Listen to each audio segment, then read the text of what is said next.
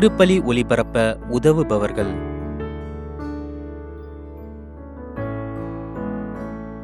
ராஜரத்தினம் அந்தோணிசாமி குடும்பத்தினர் Emily Josephine இவரின் ஆன்ம இளைப்பாட்சிக்காக வேண்டி, தந்தை மகன் தூய ஆவியாரின் பெயராலே ஆமென்.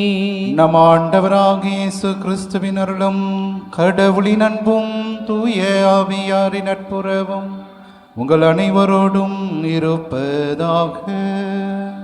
ஆன்மாவோடும் இருப்பதாக. இறை இயேசுவின் அன்புமிக்க சகோதர சகோதரிகளே, தூய மறை நிகழ்வுகளை நாம் தகுதியோடு கொண்டாட நம்முடைய பாவங்களை ஏற்று மனம் வருந்துவோம். எல்லாம் வல்ல இறைவனிடமும் சகோதர சகோதரிகளே, உங்களிடமும் நான் பாவியனை ஏற்றுக்கொள்கிறேன். ஏனெனில் என் சிந்தனையாலும் சொல்லாலும் செயலாலும் கடமையில் தவறியதாலும் பாவங்கள் பல செய்தேன். என் பாவமே, என் பாவமே, என் பெரும் பாவமே. ஆகையால் எப்பொழுதும் கன்னியான புனித மரியாவையும் வானதூதர் புனிதர் அனைவரையும் சகோதர சகோதரிகளே உங்களையும் நம் இறைவனாகிய ஆண்டவரிடம் எனக்காக வேண்டிக் கொள்ள மன்றாடுகிறேன். எல்லாம் வல்ல இறைவன் நம் மீது இரக்கம் வைத்து நம் பாவங்களை மன்னித்து நம்ம நிலை வாழ்வுக்கு அழைத்து செல்வாராக. ஆமென். ஆண்டவரே இரக்கமாயிரும். கிறிஸ்துவே இரக்கமாயிரும். ஆண்டவரே இரக்கமாயிரும். கிறிஸ்துவே இரக்கமாயிரும். மன்றாடுவோமாக. ஆண்டவரே, உம் தூய ஆவியாரின் ஆற்றலை எங்களில் பொழிந்தருள உம்மை வேண்டுகின்றோம். அதனால் உமது திருவுளத்தை உண்மையான மனதுடன் பற்றி கொண்டு அதை எங்கள் நன்னடத்தையில் வெளிப்படுத்தி வாழ்ந்திட ஆற்றல் பெறுவோமாக. உம்மோடு தூய ஆவியாரின் ஒன்றிப்பில் இறைவனா என்றென்றும் வாழ்ந்து ஆட்சி செய்கின்றவர் வழியாக உம்மை மன்றாடுகின்றோம். ஆமென். திருத்துதர் பணிகள் நூலிலிருந்து வாசகம். அதிகாரம் 19, இறைவார்த்தைகள் 1 முதல் 8 முடிய. அப்போல்லோ கொரிந்தில் இருந்தபோது பவுல் மலைப்பாங்கான பகுதி வழியாக எபேசு வந்தார். அங்கு அவர் சில சீடர்களை கண்டு அவர்களை நோக்கி, நீங்கள் நம்பிக்கை கொண்டபோது தூய ஆவியால் ஆட்கொள்ளப்பட்டீர்களா என்று கேட்டார். அதற்கு அவர்கள், தூய ஆவி என்னும் ஒன்று உண்டு என்று கூட நாங்கள் கேள்விப்பட்டதில்லையே என்றார்கள். அவ்வாறு எனில் நீங்கள் எந்த திருமுழுக்கு பெற்றீர்கள் என பவுல் கேட்க, அவர்கள், நாங்கள் யோவான் கொடுத்த திருமுழுக்கை பெற்றோம் என்றார்கள். அப்பொழுது பவுல், யோவான் மனம் மாறிய மக்களுக்கு திருமுழுக்கு கொடுத்து தமக்கு பின் வரும் இயேசுவிடம் நம்பிக்கை கொள்ளுமாறு கூறினார் என்றார். இதை கேட்ட மக்கள் ஆண்டவராக இயேசுவின் பெயரில் திருமுழுக்கு பெற்றனர்.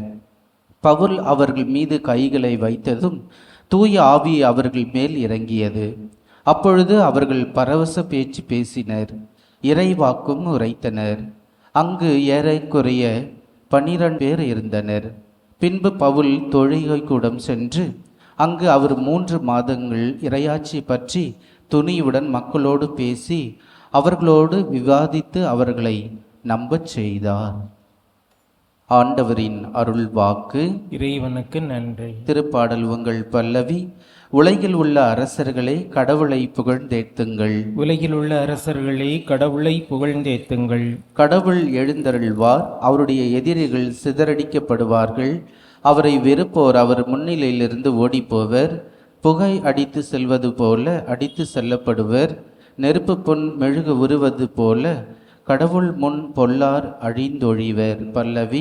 உலகில் உள்ள அரசர்களே, கடவுளை புகழ்ந்தேத்துங்கள். நேர்மையாளரோ மகிழ்ச்சி அடைவர். கடவுள் முன்னிலையில் ஆர்ப்பரிப்பர், மகிழ்ந்து கொண்டாடுவர். கடவுளை புகழ்ந்து பாடி அவரது பெயரை போற்றுங்கள். ஆண்டவர் என்பது அவரது பெயராம். பல்லவி. உலகிலுள்ள அரசர்களே, கடவுளை புகழ்ந்தேத்துங்கள்.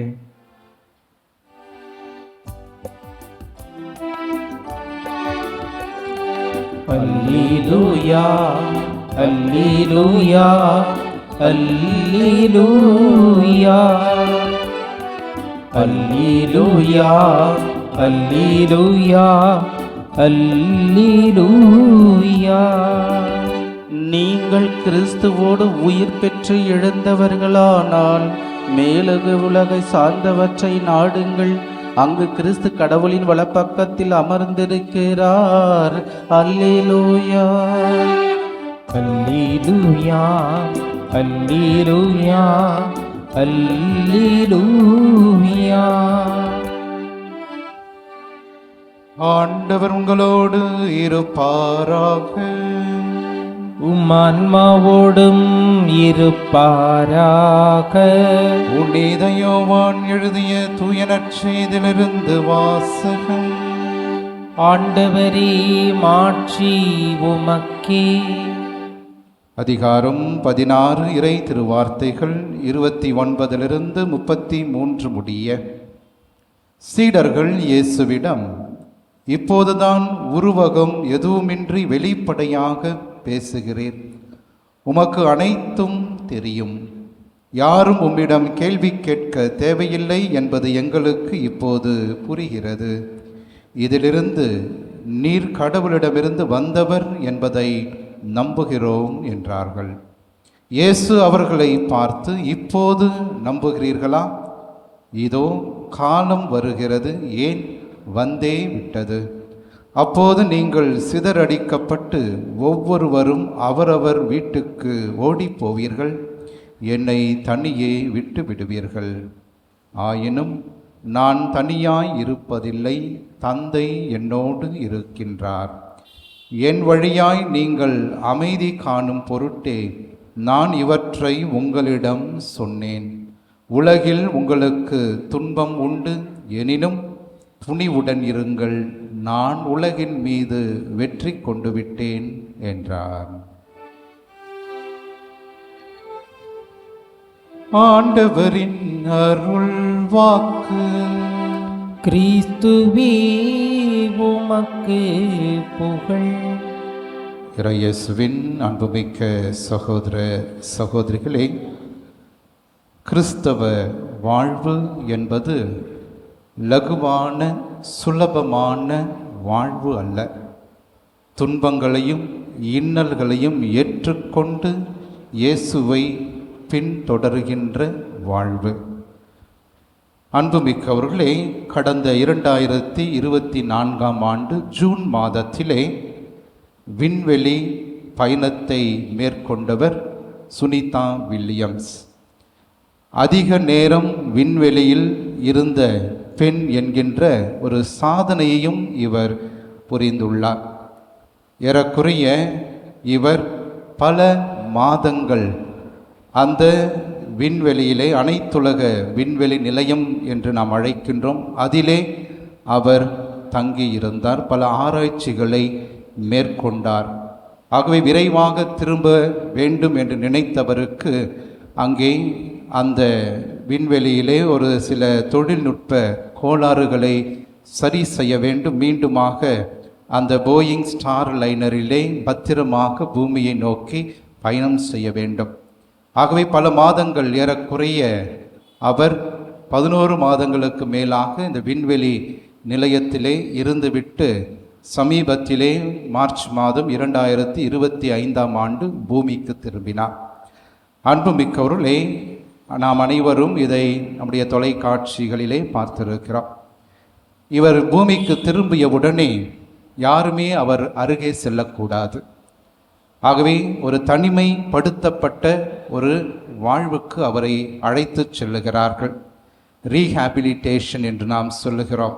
ஆகவே அந்த ரீஹாபிலிட்டேஷன் புரோகிராம் என்கின்ற ஒரு இயல்பு வாழ்வுக்கு மீண்டும் திரும்புவதற்காக ஏறக்குறைய 45 நாட்களுக்கு மேலாக அவருக்கு பயிற்சியானது கொடுக்கப்படுகிறது. மிக முக்கியமாக புவியீர்ப்பு திசை, புவியீர்ப்பு வினை. ஆகவே அதை ஏற்ப அவருடைய உடல் ஆனது மாற வேண்டும். இந்த புவி விசைக்கு ஏற்ப அவருடைய உடல் மாற வேண்டும்.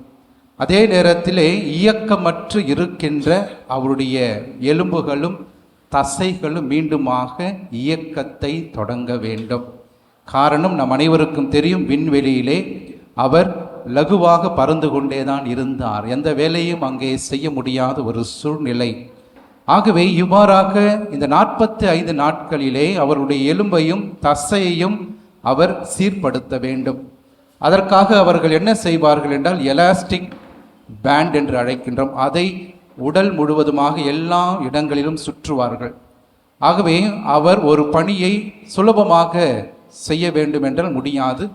தன்னுடைய உடலில் இருக்கின்ற வலுவை முழுக்க கொடுத்துதான் அவர் ஒரு வேலையை செய்ய வேண்டும். அவ்வாறாக இந்த 45 நாட்கள் கொஞ்சம் கொஞ்சமாக அவர் தன்னுடைய உடல் நிலையை மீண்டுமாக பழைய நிலையை அடைகின்றார்.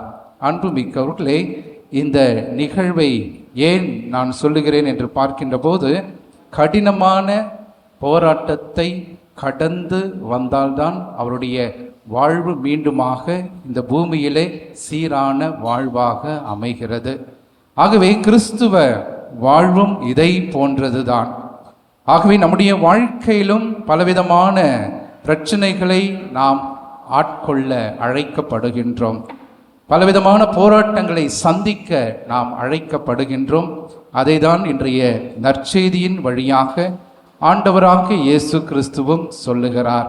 அவருடைய போராட்டத்தை ஆண்டவர் சொல்லுகிறார். நான் தனிமைப்படுத்தப்படுவேன், நீங்கள் அனைவரும் என்னை விட்டு ஓடி போவீர்கள், ஆனால் நான் தனியாக இல்லை, மாறாக தந்தை என்னோடு இருக்கின்றார். ஆகவே இதன் வழியாக ஆண்டவராக இயேசு கிறிஸ்துவும் நம் அனைவரையும் நோக்கி, உங்கள் வாழ்க்கையிலும் துன்பங்கள் போராட்டங்களை சந்திக்கின்ற போது நீங்கள் தனிமைப்படுத்தப்பட்டாலும் நீங்கள் தனிமையானவர்கள் அல்ல, நான் உங்களோடு இருக்கின்றேன். ஆக இயேசுவின் பிரியமானவர்களே, பல தருணங்களிலே பலரும் நம்முடைய கத்தோலிக்கர்கள் வந்து சொல்லுகின்ற வார்த்தை இதுதான், ஃபாதர், நான் தனியாக ஆகிவிட்டேன், எனக்கென்று யாருமே இல்லை என்கின்ற புரிதல் இன்று பலருடைய குடும்பத்திலும் இருக்கிறது. நாம் எப்பொழுதுமே தனிமையானவர்கள் அல்ல. திருமுழுக்கினால் கழுவப்படுகின்ற தருணத்திலே நாம் இயேசுவோடும் திரு அவையோடும் இணைக்கப் பெறுகின்றோம். ஆகவே நாம் தனிமையானவர்கள் அல்ல என்பதை நாம் புரிந்து கொள்ள வேண்டும். அன்புமிக்கவர்களே, இன்றைய நாளிலே மிக முக்கியமாக நம்முடைய திரு அவையானது புனித மார்செலினுஸ், புனித பீட்டர் மறை சாட்சிகளை, வேத சாட்சிகளை கொண்டாடுகின்றது. அன்புமிக்கவர்களே, புனித மார்செலினுஸ் ஒரு குருவானவராக இருந்தவர்.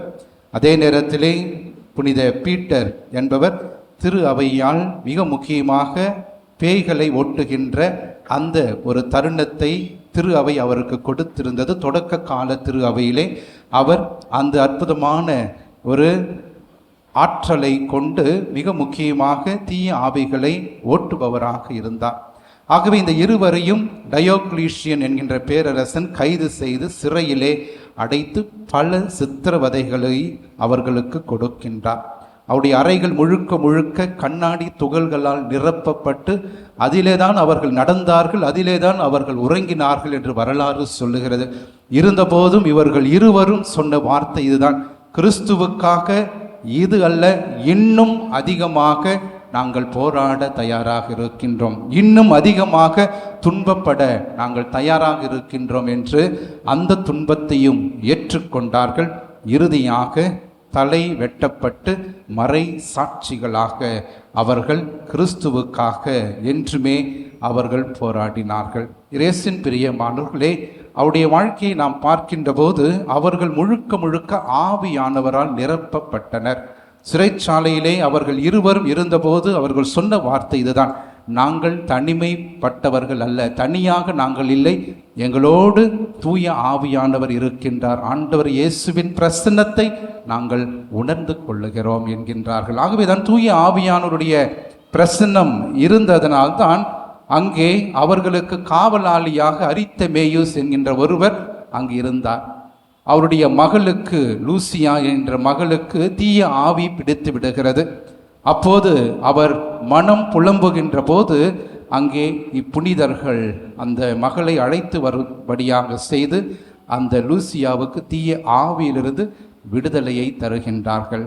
ஆகவே சிறைச்சாலையாக இருந்தாலும் அங்கேயும் கடவுள் விடுதலையை தருகின்றவராக இருக்கின்றார் என்பதை இவருடைய வாழ்க்கையை நாம் புரிந்து கொள்ளுகிறோம். ஆகவே தூய ஆவியாருடைய செயல்பாடை நாம் பார்க்கின்ற போது அந்த அரித்மயா அவரும் அவருடைய குடும்பத்தாரும் அனைவரும் கிறிஸ்துவை ஏற்றுக்கொள்ளுகிறார்கள். இதுதான் சாட்சிய வாழ்வு. இந்த சாட்சிய வாழ்க்கையை வாழ இயேசு நம் ஒவ்வொருவரையும் இன்றைய நாளிலே அழைக்கின்றார். ஆகவேதான் இறுதியாக நற்செய்தியிலே ஆண்டவர் சொல்லுகின்றார், துணிவோடு இருங்கள், நான் இவ்வுலகை வென்று விட்டேன். ஆகவே இயேசு இந்த உலகை வென்று விட்டார் என்று சொல்லுகின்ற போது இந்த உலகத்தில் இருக்கின்ற அலகையை வென்று விட்டார். ஆகவே இதன் வழியாக அவர் நமக்கு சொல்லுகின்ற செய்தி இதுதான், நான் வென்று விட்டேன், நீங்களும் வெல்வீர்கள். ஆகவே இந்த வெற்றியானது நம்மிடம்தான் இருக்கிறது. நாம் ஒவ்வொருவரும் அலகையை எதிர்த்து நிற்கின்ற போது, தீமையை எதிர்த்து இவ்வுலகத்தில் நிற்கின்ற போது நாம் ஒவ்வொருவரும் கிறிஸ்துவோடு இணைந்து நாம் இவ்வுலகை வெல்லுகின்றோம். ஆகவே வெல்லுகின்ற கிறிஸ்தவர்களாக, சாட்சிய வாழ்வு வாழுகின்ற கிறிஸ்தவர்களாக நாம் வாழ தொடர்ந்து இந்நாளிலே ஜெபிப்போம். இறைவனிடம் நம்மையும் நம்முடைய குடும்பங்களையும் ஒப்புக் கொடுப்போம். ஆமேன்.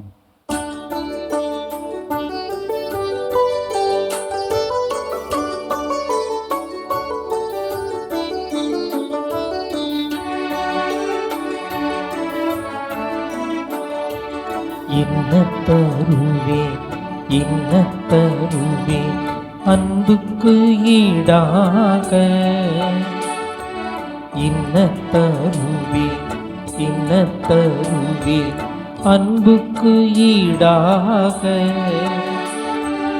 உயிரிலே பாட்டெழுதி உள்ளன்போடு நான் தருவே, உயிரிலே பாட்டெழுதி உள்ளன்போடு நான் தருவே, இன்னத்தருவே இன்னத்தருவே அன்புக்கு ஈடாக.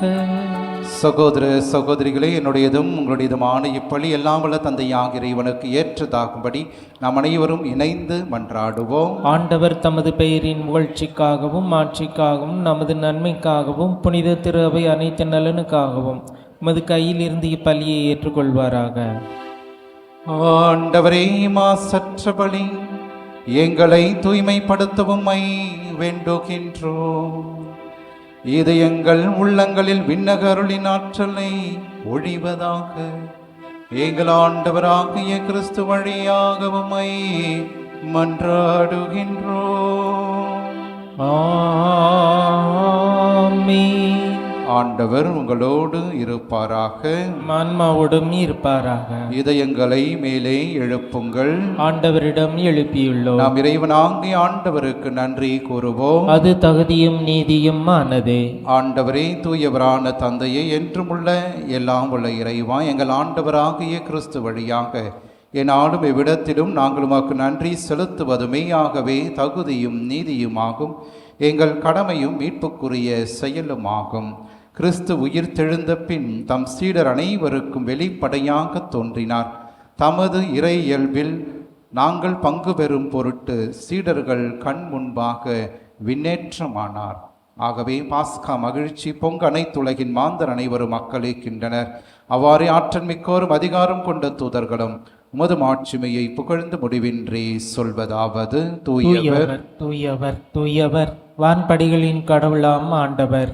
விண்ணகமும் மண்ணகமும் உமது மாட்சியால் நிறைந்துள்ளன. உன்னதங்களிலே ஓசன்னா. ஆண்டவர் பெயரால் வருகிறவர் ஆசி பெற்றவர். உன்னதங்களிலே ஓசன்னா. ஆண்டவரே, நீர்மையாகவே தூயவர், தூய்மை அனைத்திற்கும் ஊற்று. ஆகவே உடைய ஆவியை பொழிந்து இக்காணிக்கைகளை தூய்மைப்படுத்த உம்மை வேண்டுகிறோம். இவ்வாறு எங்கள் ஆண்டவர் இயேசு கிறிஸ்துவின் உடலும் இரத்தமுமாக எங்களுக்கு இவை மாறுவனவாக.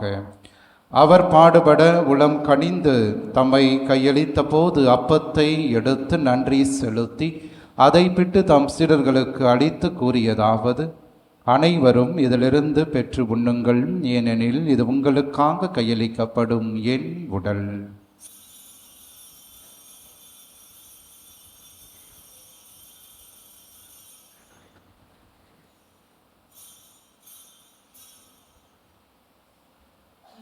அவ்வண்ணமே இரவு விருந்தை அருந்திய பின் கிண்ணத்தையும் எடுத்து மீண்டும் உமக்கு நன்றி கூறி தம் சீடர்களுக்கு அளித்து அவர் கூறியதாவது: அனைவரும் இதிலிருந்து பெற்று பருகுங்கள், ஏனெனில் இது புதிய நிலையான உடன்படிக்கைக்கு உரிய என் இரத்தத்தின் கிண்ணம். இது பாவ மன்னிப்புக்கென்று உங்களுக்காகவும் பலருக்காகவும் சிந்தப்படும். இதை என் நினைவாக செய்யுங்கள்.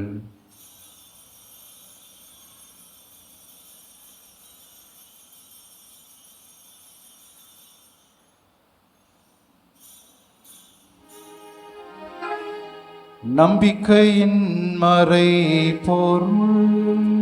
ஆண்டவரே, நீர் வருமளவும் உமது இறப்பினை அறிக்கையிடுகின்றோ, உமது உயிர்ப்பினையும் எடுத்துரைக்கின்றோ. ஆகவே ஆண்டவரே, நாங்கள் கிறிஸ்துவின் இறப்பினையும் உயிர்ப்பினையும் நினைவு கூர்ந்து வாழ்வு தரும் அப்பத்தையும் மீட்பளிக்கும் இக்கிண்ணத்தை மக்கு ஒப்புக் கொடுக்கின்றோம். திருமுன் நின்று மக்கு ஊழியம் புரிய தகுந்தவர்களும் என எங்களை ஏற்றுக்கொண்டீர். எனவே மக்கு நன்றி செலுத்துகிறோம். மேலும் கிறிஸ்துவின் உடலிலும் இரத்தத்திலும் பங்கு கொள்ளும் எங்களை தூயாவியார் ஒன்று சேர்க்க வேண்டும் என உம்மை தாழ்மையுடன் மன்றாடுகின்றோம். ஆண்டவரே, உலகெங்கும் பரவியிருக்கும் அது திரு அவையை நினைவு கூர்ந்தருளும். எங்கள் திருத்தந்தை லியோ, எங்கள் ஆயர் ஜார்ஜ், எல்லா திருநிலையினர் ஆகியவரோடும் அது திரு அவை அன்பில் நிறைவு பெற செய்தருளும். உயிர்த்தெழும் எதிர்நோக்கோடு துயில் கொள்ளும் எங்கள் சகோதரர் சகோதரிகளையும் இறந்தோர் அனைவரையும் இரக்கத்துடன் நினைவு கூர்ந்து மத திருமுக ஒளியினுள் ஏற்றருளும். எங்கள் அனைவர் மீதும் இரக்கமாயிரும். கடவுளின் கன்னித்தாயான புனிதமிக்க ஆரோக்கிய அன்னை, அவருடைய கணவரான புனித யோசேப்பு, புனித திருத்தூதர்கள், இவ்வுலகில் உமாக்கு உகந்தவராய் இருந்தோர் ஆகிய புனிதர் அனைவரோடும் சிறப்பாக இன்று நாங்கள் கொண்டாடுகின்ற புனித மார்சலினோஸ், புனித பீட்டர் மற்ற அனைத்து புனிதரோடு நாங்கள் நிலை வாழ்வில் பங்கு கொள்ளும் தகுதி பெற்று திருமகன் இயேசு கிறிஸ்து வழியாக உம்மை புகழ்ந்தேத்தும் வரமருள உம்மை மன்றாடுகின்றோம்.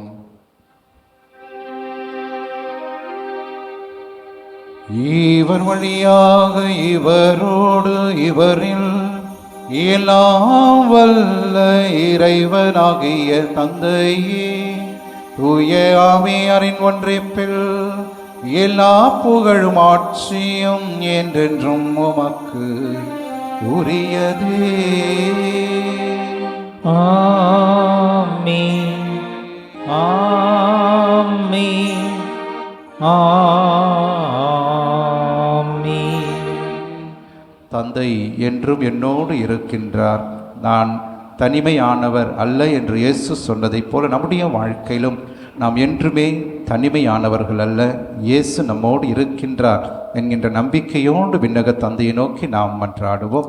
விண்ணுலகில் இருக்கின்ற எங்கள் தந்தையே, உமது பெயர் தூயதென போற்றப் பெறுக, உமது ஆட்சி வருக, உமது திருவுளம் விண்ணுலகில் நிறைவேறுவது போல மண்ணுலகிலும் நிறைவேறுக.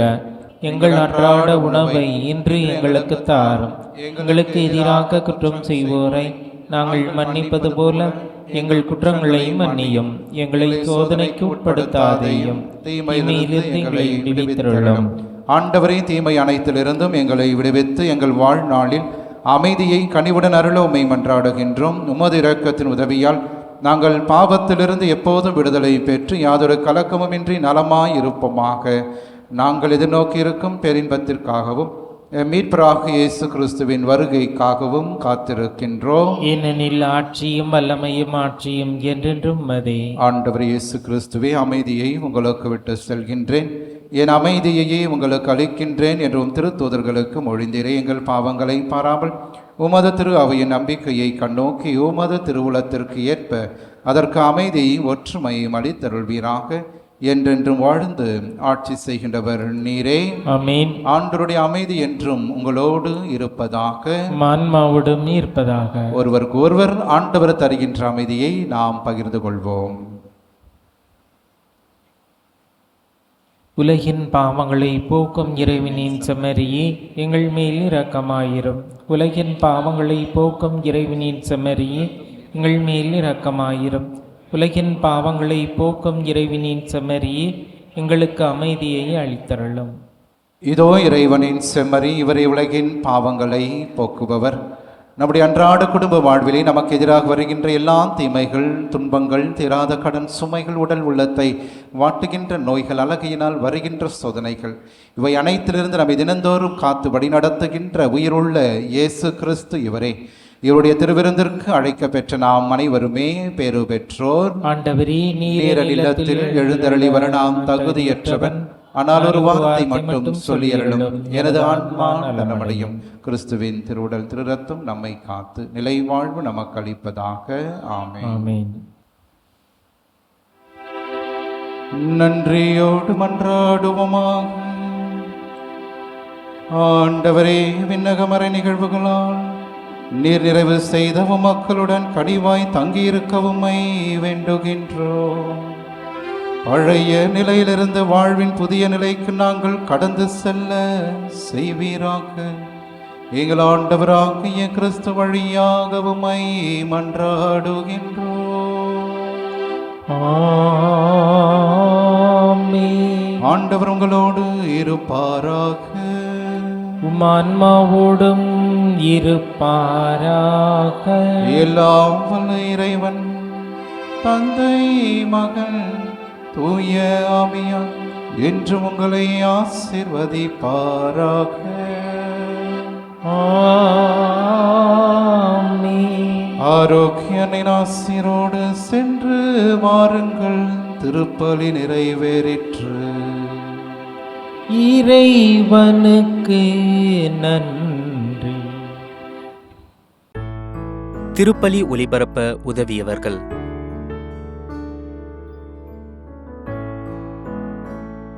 ராஜரத்தினம் அந்தோணிசாமி குடும்பத்தினர் எமிலி ஜோஸ்பின் இவரின் ஆன்ம இளைப்பாட்சிக்காக வேண்டி